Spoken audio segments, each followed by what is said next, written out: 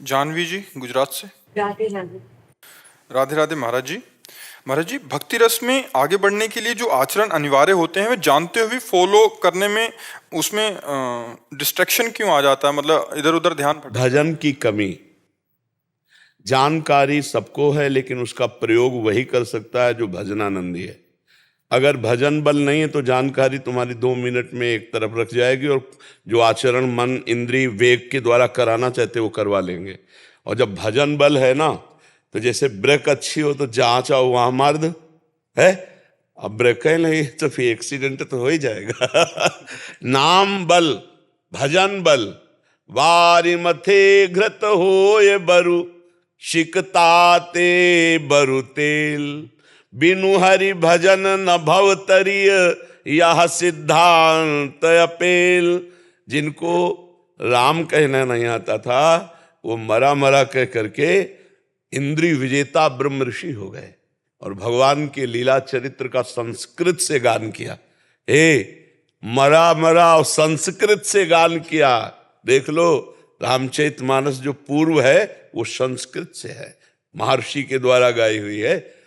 महर्षि बना दिया नाम ने। अगर हम नाम जापक हों और अधिक से अधिक नाम जप करें तो जो हमें जानकारी है हम उसका प्रयोग कर सकते हैं। नहीं, जानकारी तो प्रभु 6-6, 8-8 घंटा प्रवचन की है, लेकिन 6 सेकंड भी अपने पर शासन नहीं है।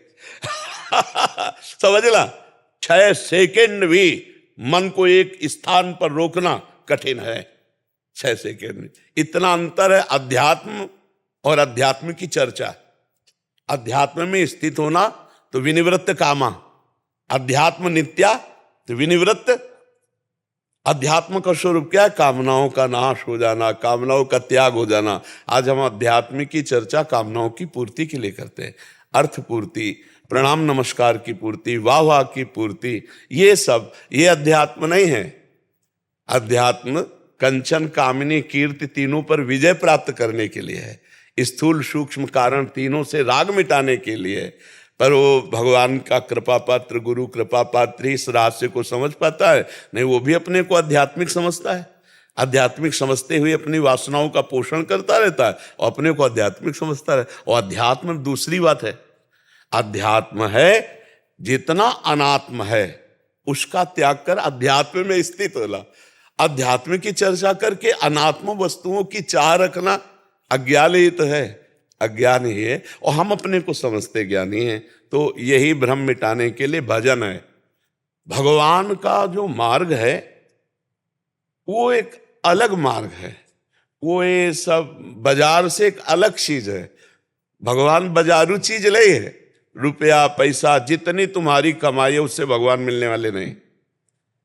नहीं तो खरीद लेते लोग ना भगवान को, पदाधिकारी भगवान को खरीद लेते, धनी मानी लोग भगवान को खरीद लेते। भगवान की सृष्टि में मृत्यु लोक में एक पर्वत है सुमेरु, 4 लाख योजन का है। उनको तुम किलो 2 किलो मन 2 मन सोना दे के क्या खरीदोगे यार? उनके तो पर्वत ऐसे हैं इसी भूमंडल पर। फिर तो अनंत ब्रह्मांड है। दिखरावा माते तीन अद्भुत रूप प्रचंड, रोम रोम प्रति लागे कोटि कोटि ब्रह्मांड। उनको अगर पकड़ना है तो एकमात्र उपाय है भजन। आर्त भाव से भगवान को पुकारो, वो मिल जाएंगे। जिससे यही दरबार दीन को आदर, रीत सदा चले। दैन्य होकर अपने प्रभु को हम भज रहे हैं, अपने स्वामी को भज रहे हैं, अपने प्रीतम को भज रहे हैं, बस मिल गए।